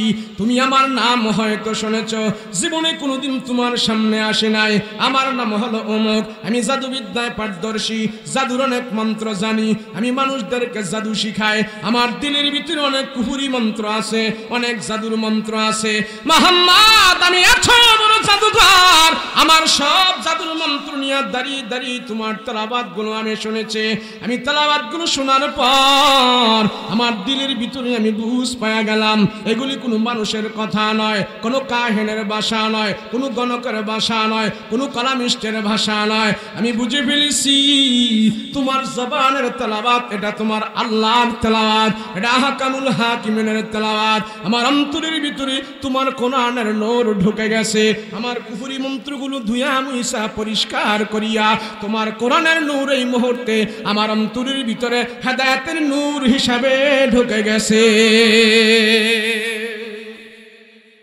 মুহাম্মদ আমি আর আবু জাহেলদের কাছে যাব না, আমি আর আমার বস্তিতে ফিরে যেতে চাই না, আমার এলাকায় আমি যাব না। আমার দিলের বাতি তুমি জ্বালায়া দিছো, আমার চিরদিনের ভুল তোমার কাছে ধরা পড়ে গেছে। আমার জাদুর মন্ত্র নিয়ে সব কিছু বাদ দিয়া এখন তোমার কাছে আমি থাকতে চাই। মুহাম্মদ তোমার পবিত্র হাতরা আমার হাতের মধ্যে লাগায়া তুমি আমাকে পরায়া দাও লা ইলাহা ইল্লাল্লাহু মুহাম্মাদুর রাসূলুল্লাহ সাল্লাল্লাহু আলাইহি ওয়াসাল্লাম। এবার জাদুঘর মুসলমান হয়ে গেছে। আবু জাহেলের কাছে খবর গেছে, হায় হায় সর্বনাশ, জাদুঘরকে ফাটাইলাম মুহাম্মদের তেলাওয়াত, মুহাম্মদকে জাদুঘর বলে প্রচার করার জন্য, আর মুহাম্মদের জাদুতে আমাদের জাদুঘর কাবু হইয়া গেছে। কথা বলেন ঠিক কিনা? কত জাদুঘর, কত কিছু, কত বাহাদুর, কত সন্ত্রাস, কত নেতা, কত কিছু কোরআনের বিরোধিতা করেছে, ইসলামের বিরোধিতা করেছে, আলেম ওলামাদের বিরোধিতা করেছে, কারো বিরোধিতা এই পর্যন্ত টিকে নাই। কিয়ামত পর্যন্ত কোরআনের বিরোধিতা যারা করবে তারাই টিকতে পারবে না। কথা বলেন ঠিক কিনা? যদি বিরোধিতা টিকতো তাহলে সেই সুদূর আরব থেকে এই ফরিদপুর পর্যন্ত কি আল্লাহর কোরআন পৌঁছতো? কথা বলেন পৌঁছতো? যারা বিরোধিতা করেছে এরাই আবার নিজেরা কোরআনের দাওয়াত দিছে, কোরআনের ছায়া তলে আসছে, কোরআন মতো তাদের জীবন পরিচালনা করেছে। কথা বলেন ঠিক কিনা? যেমন তার ভিতরে দৃষ্টান্ত জ্বলন্ত প্রমাণ হলো হযরত ওমর রাদিয়াল্লাহু আনহু। কথা বলেন ঠিক না? এইভাবে যখন জাদুঘর মুসলমান হয়ে গেল, আবু জাহেল খবর পাইল, হায় হায় সর্বনাশ, কোনো কিছুই তো কাজ হয় না, না আর মুহাম্মাদের বিরোধিতা এইভাবে করা যাবে না, কোনো মানুষ দিয়ে নয়, আমরা নয়। তাৎক্ষণিকভাবে মক্কার সব নেতাদেরকে ডাক দিয়া বলে, তোমরা যদি আমাকে নেতা মানো, তোমরা যদি আমাকে সর্দার মানো, তোমরা যদি আমাকে শ্রদ্ধা করো, আমি তোমাদেরকে ভালোবাসি, তোমরা আমাকে ভালোবাসো, মুহাম্মদের বিরুদ্ধে আর কোনো ষড়যন্ত্র নয়, আর কোনো বুলি নয়, আর কোনো দালালি নয়, আমার এক সিদ্ধান্ত, আমি আবু জাহেল বেঁচে থাকতেই মুহাম্মদের মৃত লাশ আমি দেখতে চাই। আজ রাতেই মুহাম্মদের বাড়ি ঘেরাও করা হবে, অতর্কিত হামলা করে মুহাম্মদকে দুনিয়ার জমিন থেকে বিদায় করে দেওয়া হবে। আবু জাহেল বলছে, আমি মুহাম্মদের লাশ দেখতে চাই। কি দেখতে চাই? কথা কয় না, কি দেখতে চাই? লাশ। এই লাশ কথাটা আল্লাহ কবুল করে ফেলছে। লাশ তো দেখতে চাও, তাম পৃথিবীর মানুষকে আমি দেখাই দিব। নবীজির লাশ নয়, তোমার লাশ দুনিয়ার মানুষ দেখতে পাবে। কথা বলেন ঠিক কিনা? আবু জাহেল রে মারার জন্য আল্লাহ বড় অস্ত্র শস্ত্র, কামান বিমান এগুলি ব্যবহার করতে হয় নাই। আল্লাহর দুশমন যত বড় ছিল, ওই দুশমনকে খতম করার জন্য আল্লাহ সবচেয়ে ছোট যন্ত্র ব্যবহার করেছে। যেমন নমরুদ খোদা দাবি করছে, তাহলে শত্রু কি বড় না ছোট? এই কথা কয় নাকি? আচ্ছা, প্রধানমন্ত্রী থাকতে কি আরেকজনের প্রধানমন্ত্রী দাবি করতে পারবে? আল্লাহ আছে, সে আল্লাহর সাথে নমরুদে কয় আমি আল্লাহ, আমি খোদা। তাহলে আল্লাহর অন্তরের ভিতরে তার জন্য কতটুকু একটা গোসা হয়েছে। আল্লাহ বলে, তুই এত বড় শত্রু হয়ে গেলি আমার, এত বড় শত্রুকে ধ্বংস করার জন্য বিমান কামান অস্ত্র শস্ত্র ব্যবহার করা লাগে নাই, ছোট্ট একটি প্রাণী ব্যবহার করছে। নাম কি? কথা কয় না, মশা। শুধু মশা না, মশাদের ভিতরে যেটার একটা ফাও নাই, ল্যাংড়া, ওই ল্যাংড়াটারে দিয়ে আল্লাহর বড় শত্রুকে ধ্বংস করেছে। কথা বলেন ঠিক কিনা? তো আবু জাহেল বলছে, মুহাম্মদের লাশ আমি দেখতে চাই। আল্লাহকে লাশ দেখামো, তবে আমার নবীর না, তোরটা। কাড্ডা? তোরটা দেখবো মানুষ। আবু জাহেলরা মারার জন্য অত কিছু ব্যবহার করে নাই আল্লাহ। 7-8 বছরের 2টা ছেলে ব্যবহার করছে। কয় বছরে? 7 বছরের ছেলের উপরে কোনো ইসলামের কোনো হদ নাই, ইসলামের কোনো বিধান নাই তার উপরে। নাবালেগ 2টা ছেলে দিয়া আমার রাসূলের সবচেয়ে বড় দুশমনকে আল্লাহ পাক দুনিয়া থেকে বিদায় করেছে। কথা বলেন ঠিক না? কিন্তু সে যে আমার নবীর লাশ দেখবে। এখন তো বড় নেতা তো মক্কায় ভাষণ দিয়া দিল, যার যার ঘরে অস্ত্র শস্ত্র, তীর বর্ষা বল্লম যা আছে, রান্দা কিরিজ গুলি মুলি যা আছে সব নিয়ে রেডি হও, আজ মুহাম্মদের বাড়িতে অতর্কিত হামলা হবে, সবাই নিয়ে যখন এইভাবে আমার রসুলের বাড়ি ঘেরাও দিছে, ঘেরাও দেওয়ার পর আল্লাহ ডাক দিয়া কয় হাবিব আমি আপনার খবর যেমন রাখি আপনার শত্রুদের খবর আমি তেমন রাখি। শুধু আপনার খবর রাখি আপনি এটা মনে করেন না, আপনার শত্রু যারা আছে আমি আল্লাহ তাদেরও খবর তেমন রাখি। নবী গো ঘরের অবস্থা ভালো না, আপনি বাহিরের অবস্থা ভালো না, একটু খুইলা দেখেন, দরজা খুইলা দেখেন। তো নবীজি ঘরের দরজা খুইলা দেখে হায় হায় সর্বনাশ, হায় হায় হায় হায়, হেদের হাতে দিয়ে তো এত বড় তলোয়ার, এত বড় রান্দা, এইভাবে শস্ত্র নিয়ে আমার ঘরের চতুর্পার্শ্বে তারা দাঁড়িয়ে আছে। হায় হায়, উনি যে আমার চাচা, এটা আমার চাচতো ভাই, এটা আমার বন্ধু, এ আমার বংশের, এ আমার রক্তের, এরা সবাই আমার নিজের লোকেরা। হায় হায় আল্লাহ, এর নিজের লোকেরা আমার এত শত্রু হয়ে গেল। আজকে তারা যেইভাবে অস্ত্র শস্ত্র নিয়ে আছে আমি আল্লাহ করব কি, তারা তো আমাকে শেষ করে ফেলে দিবে। আল্লাহ কয় আপনার কিছু করা লাগবে না, যা করার আমি করব। আরে ফরিদপুরে মানুষ জোরে কর না জোবান। আল্লাহ কয় আমি করব সব। বলেন ইসলামের জন্য যে আঘাত খায়, কোরআনের জন্য যে আঘাত সহ্য করে, আঘাত সহ্য করতে করতে জেলখানায় পড়ে মরে, আঘাত সহ্য করতে করতে শহীদ হয়ে যায়, এরপরও মনে কোনো দুঃখ নাই। কেন? আমি আল্লাহর জন্য, কোরআনের জন্য, ইসলামের জন্য শহীদ হয়েছি, আমার জন্য আল্লাহ জান্নাত রেখে দিয়েছে, কোনো দুঃখ নাই। এবার আল্লাহ বলে আপনি একটা কাজ করেন। কি কাজ? আপনার ঘর থেকে আপনি একটু বের হইয়া হরকত করেন, আপনার এই মাতৃভূমি ছাইরা আপনি একটু মদিনার দিকে যান। নবীজি বলে আল্লাহ এটা কি বলতেছেন, আমি এখনই মদিনায় চলে যেতে হবে? বলে হ্যাঁ, আমার হুকুম এক্ষুনি এক্ষুনি। রাসূল বলে আল্লাহ খানায়ে কাবার সামনে নিয়ে নামাজ পড়ি, এক রাকাত নামাজ পড়লে আপনি আমারে লক্ষ রাকাতের সওয়াব দেন। এই জমিনে আমার জন্ম হয়েছে, এটা আমার মাতৃভূমি। হুব্বুল ওয়াতনি মিনাল ঈমান, দেশকে ভালোবাসা, স্বাধীনতাকে ভালোবাসা, মাতৃভূমিকে ভালোবাসা। রাসূল বলেন দেশের স্বাধীনতা, মাতৃভূমি, দেশ সমাজকে ভালোবাসা এটা রাসূলের ঈমানের অঙ্গ। রাসূল বলতেছে আল্লাহ আমারে আমার মাতৃভূমি থেকে দূরে সরাই দিয়েন না, এই জমিন থেকে আমাকে দূরে নিয়েন না। আল্লাহ আপনার দূরে নিতেছি না, কিছুদিনের জন্য আপনার ঘর থেকে আমি বের করাইতেছি, আবার এই মক্কার নেতৃত্ব কর্তৃত্ব, এই খানায়ে কাবার চাবি আমি আল্লাহ আপনার হাতে দান করে এই মক্কার সমস্ত মাতাব্বুরি, নেতাগিরি, কর্তৃত্ব, নেতৃত্ব আমি আল্লাহ আপনার হাতেই দান করে দিব। এরা আপনারা বাইরে করে দিব, আপনি ভয় পেন না।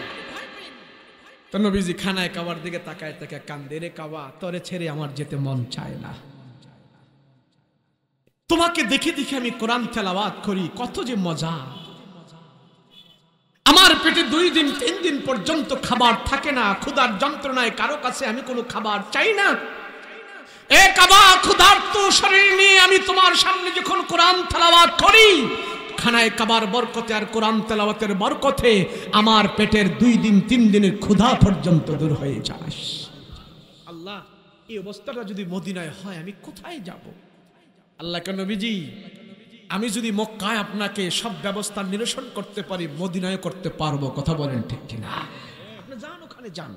লম্বা কথা। নবীজি মদিনায় চলে গেলেন।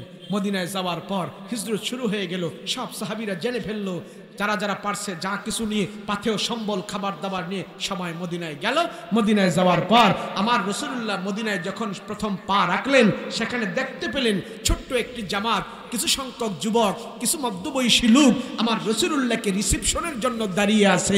আল্লাহর নবী তাদের ভালোবাসা দেখে, তাদের রিসেপশন দেখে, তাদের জন্য রাসূল যে এমন ভাবে দোয়া করলো, আল্লাহ মদিনার এই মানুষগুলো তারা আমাকে প্রাণ ভরে মহব্বত করে, দেখুন আমার জন্য তারা কারো হাতে ফুলের মালা, কারো হাতে ফলের মালা, কারো হাতে দুধ, কারো হাতে শরবত, কারো হাতে খেজুর, এক একটা জিনিস নিয়ে তারা আমার জন্য দাঁড়িয়ে আছে। নবীজি তাদের এই ভালোবাসা দেখে অত্যন্ত আবেগ পুঁথে আল্লাহর দরবারে হাত উঠে দোয়া করলেন, আল্লাহ মদিনার এই মানুষগুলোকে কবুল করে নাও। আল্লাহ মদিনাবাসীদের জানে মালে বরকত দাও।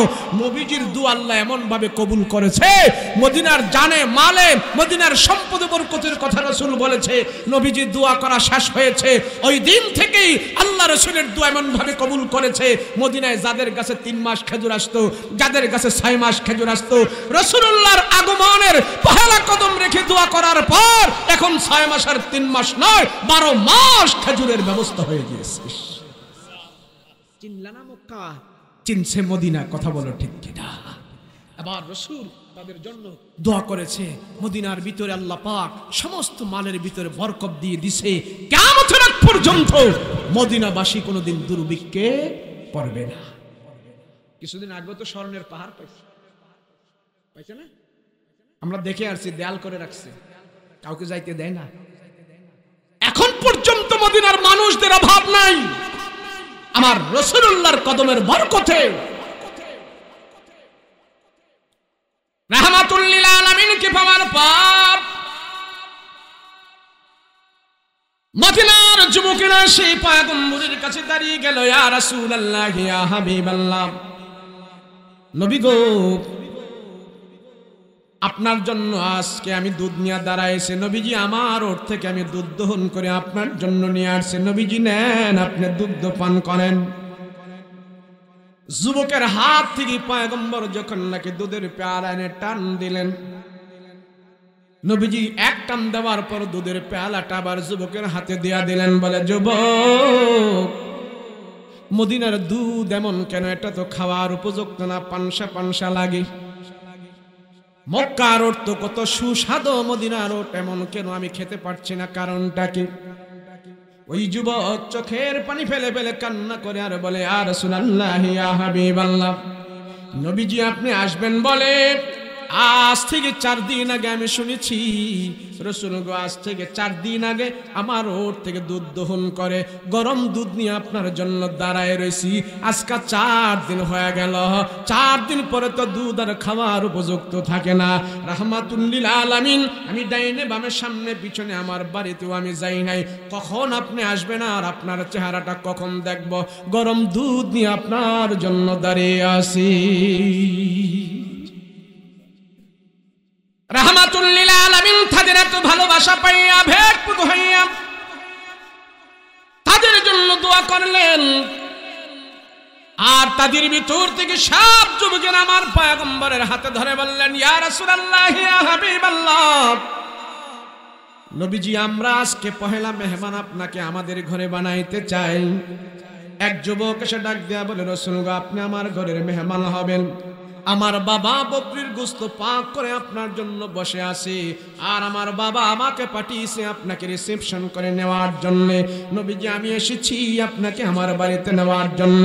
আমার বাবা গোশত পাক করে বসে আছে আর আপনাকে আমাদের বাড়িতে নেওয়ার জন্য বলেছে। রাসূল গো, আপনি যতক্ষণ পর্যন্ত আমাদের বাড়ির মেহমান না হবেন অতক্ষণ পর্যন্ত আমার বাবা খাবারের মধ্যে হাত লাগাইবে না। অতএব আজকে রাসূল আপনি আমাদের বাড়ির পহেলা মেহমান হবেন।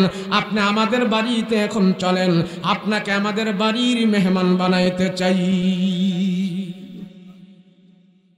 আরেক যুবক এসে বলে, ইয়া রাসূলুল্লাহ, ইয়া হাবিবাল্লাহ, ও রহমতের নবী,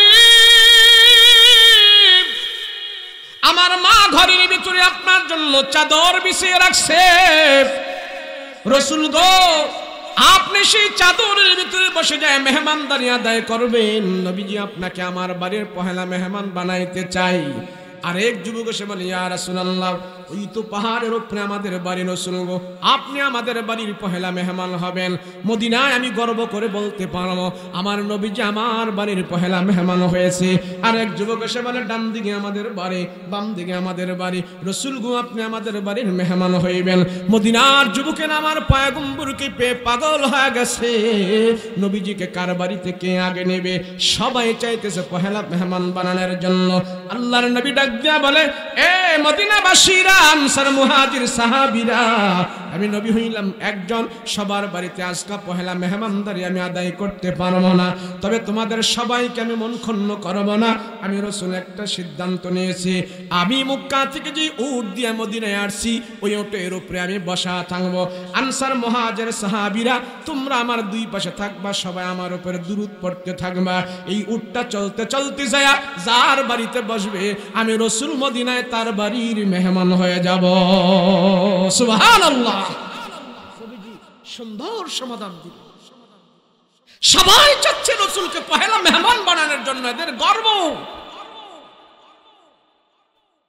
সবাই সিদ্ধান্ত মেনে নিলেন, ঠিক আছে।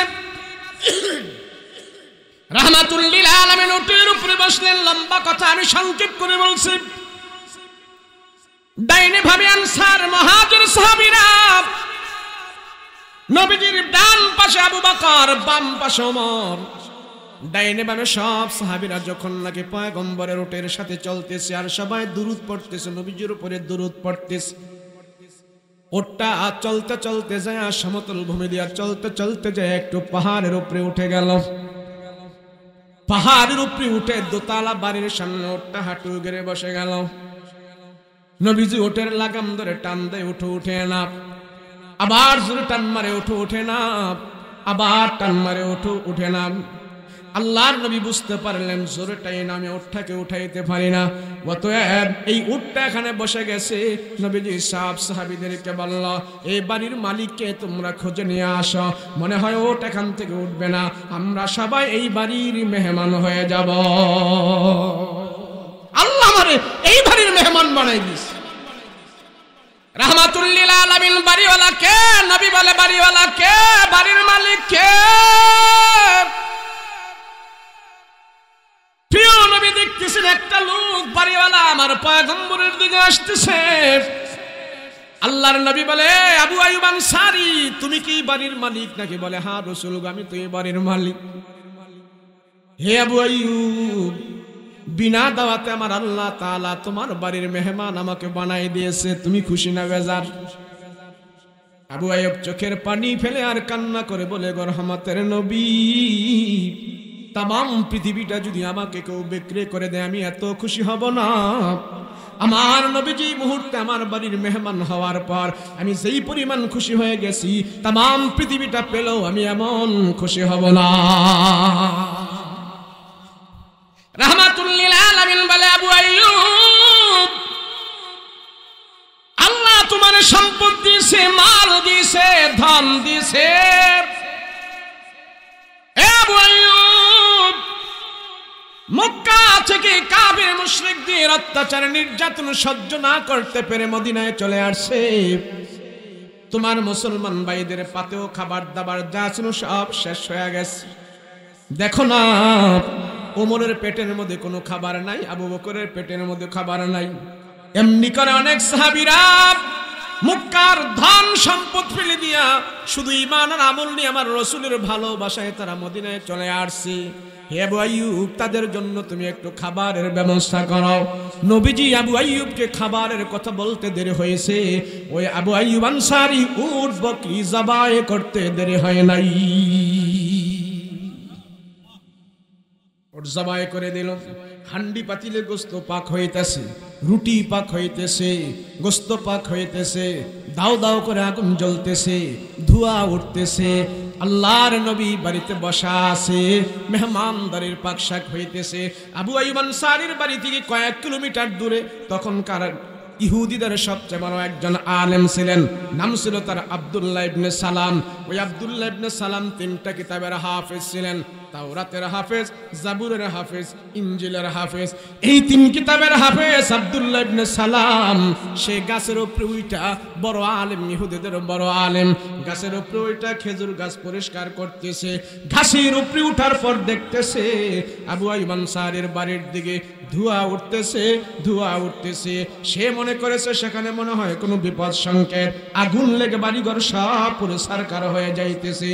গাছের উপর থেকেই তার ছাত্র ভক্তবিন্দুর দিকে বলল, ওই আবু আইয়ুব আনসারীর বাড়ির দিকে যাও তোমরা, কয়েক কিলোমিটার দূরে তার বাড়ি, সেখানে যাও তোমরা, দেখো মনে হয় কোনো বিপদ সংকেত। ছাত্ররা দৌড়ে এসে আবু আইয়ুব আনসারীর বাড়িতে দেখে না, এখানে কোনো বিপদ সংকেত না, সবার চোখে মুখে আনন্দ চলতেছে, বিপদ না এখানে।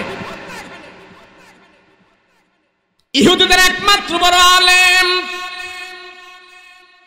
তাওরাতের হাফেজ, জাবুরের হাফেজ ছাত্রদেরকে পাঠাইলো, যাও সেখানে মনে হয় আগুন লেগে পুরো সরকার হয়ে গেছে, যাও সেখানে যা দেখো। তারা এসে দেখে না, এখানে কোনো বিপদ সংকেত না। লোকদেরকে জিজ্ঞাসা করে, ব্যাপার কি, তোমরা এখানে এত আয়োজন কেন, পাক শাক কেন, কারণ কি? কয় বলে জানো না? বলে না, আমরা তো কিছুই জানি না। আরে মক্কার মোহাম্মদ, আব্দুল্লাহর বেটা মোহাম্মদ, মদিনায় চলে আসছে, এইবারে তো অবস্থান করতেছে। ওই মুহাম্মদুর রাসূলুল্লাহর আগমনের সুবাদে এখানে মেহমানদারির পাকশাক হইতেছে। ওই ইহুদি ছাত্ররা বলে, আর বলো কি, মুহাম্মদ মদিনায় চলে আসছে? বলে হ্যাঁ। এবার ইহুদি ছাত্ররা দৌড়ায়া তার ওস্তাদের কাছে গেছে, ওস্তাদ জি, আরে মুহাম্মদ তো মদিনায় চলে আইছে, যেই মুহাম্মদের কথা আপনি বলতেন সেই মুহাম্মদ তো চলে আইছে। ওই ইহুদি আলেম খেজুর গাছের উপর থেকে এক লাফ দিয়ে নামছে, কসকি তোরা, মুহাম্মদ চলে আইছে, দাঁড়া আমি দেখে আসি। আয়েশা দেখে যে না ঠিকই আছে, সব মানুষের আয়োজন। তো আবু আইয়ুব আনসারীর খোঁজে বার করছে, আবু আইয়ুব তোমার বাড়িতে নাকি মুহাম্মদ রাসূলুল্লাহ চলে আইছে, এখানে মেহমান আছে, মেহমান হয়ে আছে? বলে হ্যাঁ।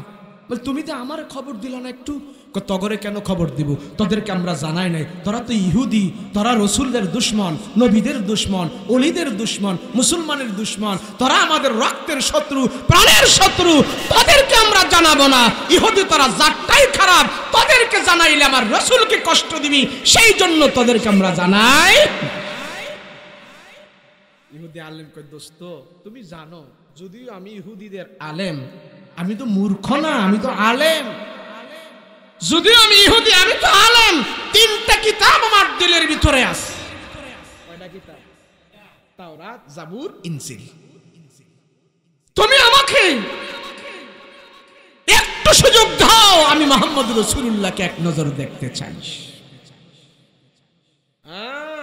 তোকে দেওয়া হবে না, তোরা জাত খারাপ, ইহুদি তোরা ভালো না। রসুল যখন আবু আইয়ুব আনসারীর কাছে, সে খুব অনুনয় বিনয় করতেছে, দুস্থ দুস্থ তোমার হাতে ধরে এক নজর শুধু আমি মুহাম্মদের সাথে দেখা করব। সে বলে না। অনেক অনুনয় বিনয় করার পরে আবু আইয়ুব আনসারী বলে, ঠিক আছে, তুমি যেহেতু ইহুদিদের বড় একজন আলেম, তুমি এখানে দাঁড়াও, আমার রসুল থেকে আমি অনুমতি নিয়ে আসি, নবী যদি বলে তোমাকে যেতে আমি নিয়ে যাব, এর আগে না। এর দাঁড় করে নবীজির কাছে গেছে, ইয়া রাসূলুল্লাহ, মদিনার ইহুদিদের সবচেয়ে বড় যিনি আলেম রসুল, উনি আসছে আপনার সাথে দেখা করতে, আপনি কি অনুমতি দিবেন তারে আসতে? এর নাম হলো আব্দুল্লাহ ইবনে সালাম। রসুল বলে, আরে হ্যাঁ, মক্কা থেকে তার নাম আমি শুনেছি, সে বড় আলেম, যদিও ইহুদি সাথে একজন আলেম, তার একটা সম্মান আছে, তারা আসতে বলো, আমি রসুল তার সাথে দেখা করবো। সুবহানাল্লাহ। অন্য ধর্মের আলেমকে রসুল এতটুকু সম্মান দিয়েছে, আর আমি সুযোগ পাইলে আমার ধর্মের আলেম রে বাস দিয়া থাকি। কথা কোন ঠিক না? আমি সুযোগ পেলেই আলেম রে সাইজ করি। রসুল যখন এই কথা বলছে, আবু আইয়ুব আনসারী বলে, শোন, নবীজি বলছে তোমাকে যাওয়ার জন্য আসো, তবে সাবধান, কোনো 2 নম্বরই করলে কিন্তু এখান থেকে রেহাই পাইবে না, আমার তরবারি তোমার গর্দানে চলে যাবে। আসো। নিয়ে গেলে বল, দেখো উনি হলেন ওমর, উনি হলেন আবু বকর, আর উনি হলেন আমাদের প্রিয় রসুল মুহাম্মদুর রাসূলুল্লাহ সাল্লাল্লাহু আলাইহি ওয়াসাল্লাম। তো আবু আইয়ুব আনসারী যখন দেখাইলো, দেখানোর পর এই ইহুদিদের বড় আলেম আব্দুল্লাহ ইবনে সালাম আমার নবীজির চেহারায় তাকায়, মাথায় তাকায়, পেটে তাকায়, পায়ে তাকায়, পুরো বডির দিকে তাকাইতেছে। এক পর্যায়ে যায়া এই আব্দুল্লাহ ইবনে সালাম, ইহুদিদের বড় আলেম, আমার নবীজির চেহারার মধ্যে এইভাবে তাকায় রয়েছে, ডাইনে বামে সামনে পিছনে কোথাও তাকায় না, শুধু নবীর চেহারার দিকেই তাকায়া রয়েছে। সুবহানাল্লাহ। আমি যদি আপনার চেহারার দিক তাকাই থাকি, রহস্য আসেনি? কথা কয় নাকি? হুদাহুদি বেড়া আপনার চেহারা তাকায় রাখবো? তো সে ইহুদিদের এত বড় আলেম, সে চেহারা তাকায় দিছে, কোনো কথা কয় না।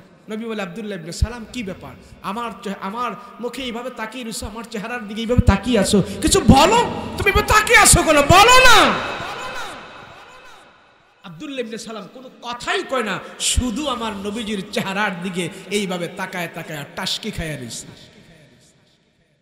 তো নবীজি বলে, কি ব্যাপার, কিছু কথা বলো, কেন আমার চেহারায় তাকিয়ে আছো, কারণটা কি? জানতেন আলেম না, তাওরাতের হাফেজ বেড়া, জাবুরের হাফেজ, ইনজিলের হাফেজ, বিশাল বড় এক আলেম,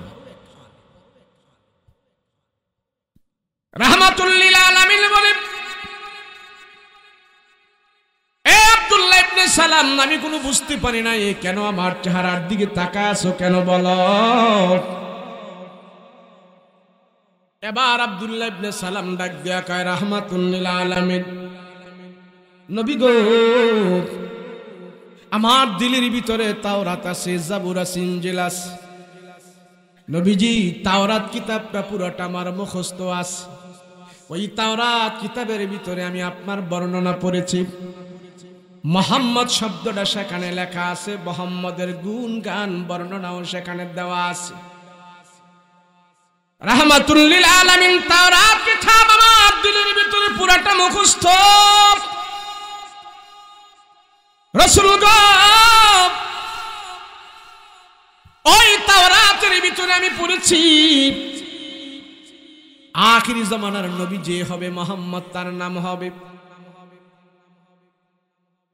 আখিরি জামানার নবীর নাম হবে মুহাম্মদ। তার চুলগুলো কেমন হবে, মাথাটা কেমন হবে, কানগুলো কেমন হবে, কপালটা কেমন হবে, দাড়িগুলো কেমন হবে, নাকটা কেমন হবে, দাঁতগুলো কেমন হবে, নবীজির সিনা বডিটা কেমন হবে, সব বর্ণনা তাওরাত কিতাবের ভিতরে আছে। ওখান থেকে বর্ণনা পড়ে পড়ে আমি দিলের ভিতরে মুখস্থ করেছি। আজকে সেই নবীকে আমার চেহারার সামনে আমি পেয়েছি। ওই নবীর চেহারার দিকে তাকায়া তাকায়া আর তাওরাতের বর্ণনার দিকে আমি মিলায়া দেখতেছি। যুক্তির কষ্টি পাথর দিয়া যাচাই করে আমি দেখেছি, ওই তাওরাতের ভিতরে আপনার যত বর্ণনাগুলো আমি পড়েছি, আমি হেফজ করেছি, সব বর্ণনাগুলো পয়গম্বর আপনার চেহারার ভিতরে আমি বর্তমানে পেয়ে গেছি। ইয়া রাসূলুল্লাহ, আমার আর কোনো সন্দেহ নাই, ও রহমতের নবী,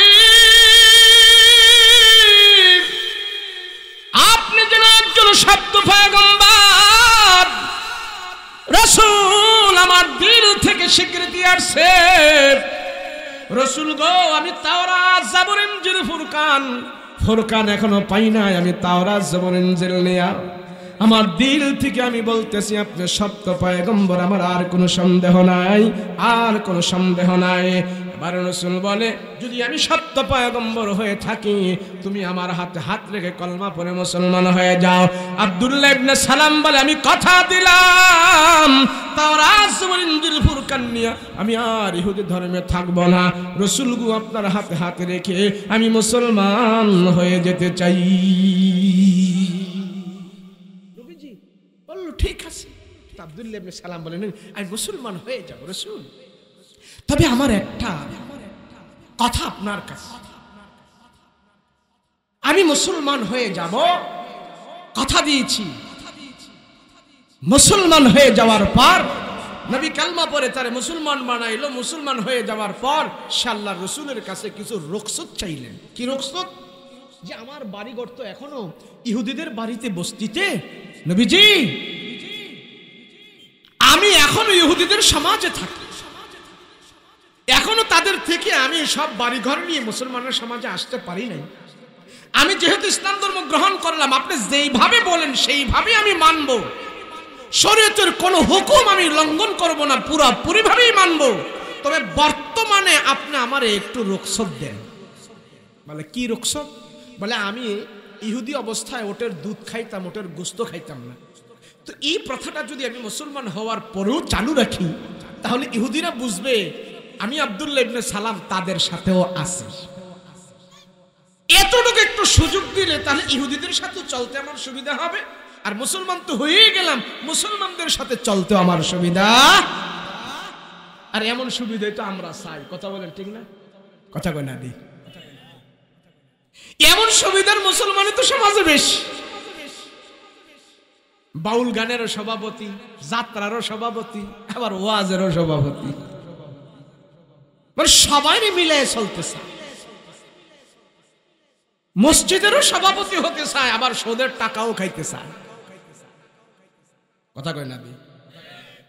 হিন্দুদের পূজায় যায় উনি সভাপতি, আবার মসজিদেও সভাপতি। মানে সবাইরে ম্যানেজ করে চলতে পারলে একটু দাম পাওয়া যায়, তাই না? এই গাদায় জানে না নবী যেই সমাজে ছিল, রসুল যেই সমাজে ছিল, রসুল যদি ওই সমাজের সব মানুষের কাছে দাম পায় নাই, সব মানুষের কাছে ভালো হতে পারে নাই, আমি আর তুমি নেতায় সব মানুষের কাছে কেমনে ভালো হবো আমার তো বুঝে ধরে না। তো রসুল বলে আব্দুল্লাহ ইবনে সালাম, তুমি যে সুযোগটা চাইছো ইসলাম ধর্মের এমন সুযোগ আমি নবী দিতে পারব না। ইসলাম ধর্মের মালিক আমি, নবী না, মালিক কে? জোরে বলেন না, মালিক কে? তা আমি রসুল কেমনে সুযোগ? আচ্ছা তোমার অভিযোগটা আমি আল্লাহর কাছে দিয়ে দিলাম, দেখি আল্লাহ পাক এই ব্যাপারে তোমারে কিছু কিছু ছাড় দিয়া, কিছু কিছু রাইখা, কিছু কিছু বাদ দিয়া তোমারে ইসলাম মানার সুযোগ দেয় কিনা, এটা আমি আল্লাহর কাছে হাওলা করে দিয়েছি। ঠিক আছে, সবাই বজলিসে বসা আছে, ইসলামকে আমরা কিছু মানবো না, পুরা মানবো, ছাড়বো না, ধরবো, এ সুন্নত মানে নফল পড়ি না, নফল বললে সুন্নত পড়ি না, ফরজ পড়লে বেতার পড়ি না, একটা বেতাল অবস্থা আমাদের আছে না? এখন সবাই বসে রয়েছে, সে কি ইসলাম কিছু কিছু মানবো না পুরা মানবো? এই প্রেক্ষিতে আল্লাহর পক্ষ থেকে বিধান নাজিল হচ্ছে, কোরআনের আয়াত চলে আসছে, সবাই বসে আছে, জিবরাইল আমিন গডগড করে কোরআনের আয়াত নিয়ে হাজির হয়ে গেছে। يا أيها الذين آمنوا ادخلوا في السلم كافة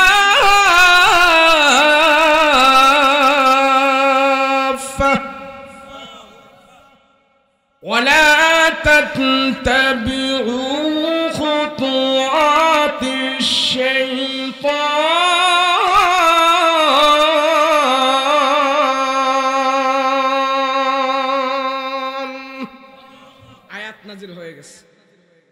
তারা জানাই দেন।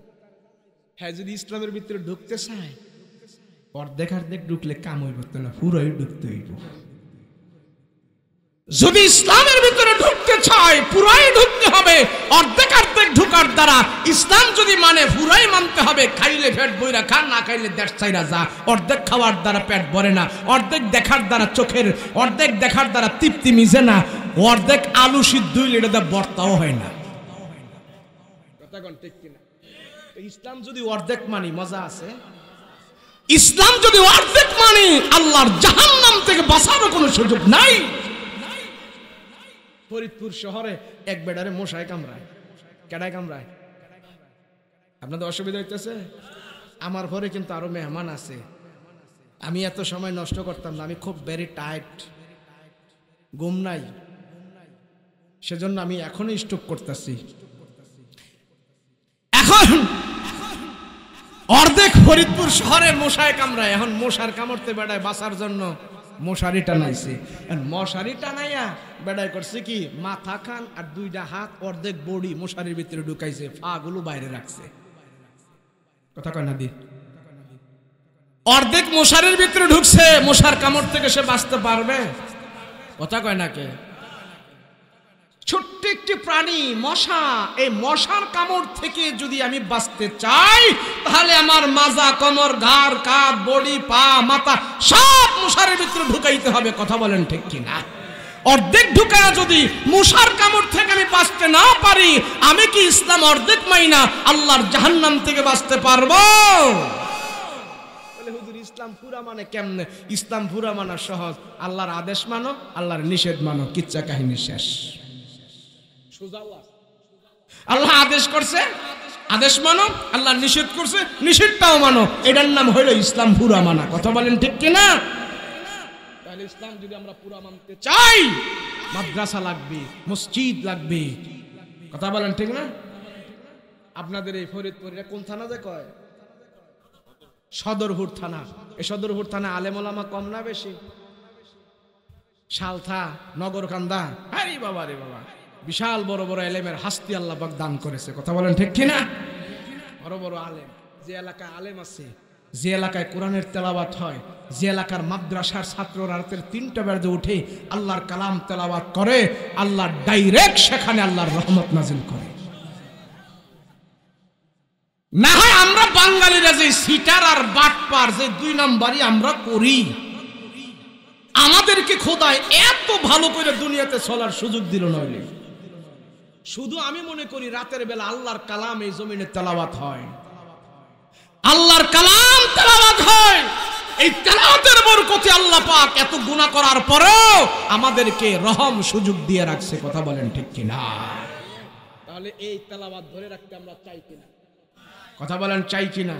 যদি ছায়া থাকেন তাহলে এই মাদ্রাসাটা এই যে বিল্ডিং করছে, বিল্ডিং করে নাকি হুজুরের ঋণ হয়ে গেছে গা, তো ঋণ হইলে বেটা কেমনে পড়াইবে না? হ্যাঁ, ঋণ টিন মজানের দরকার আছে নি? কাজটা যারও বাকি রয়েছে ওই উঠতেছে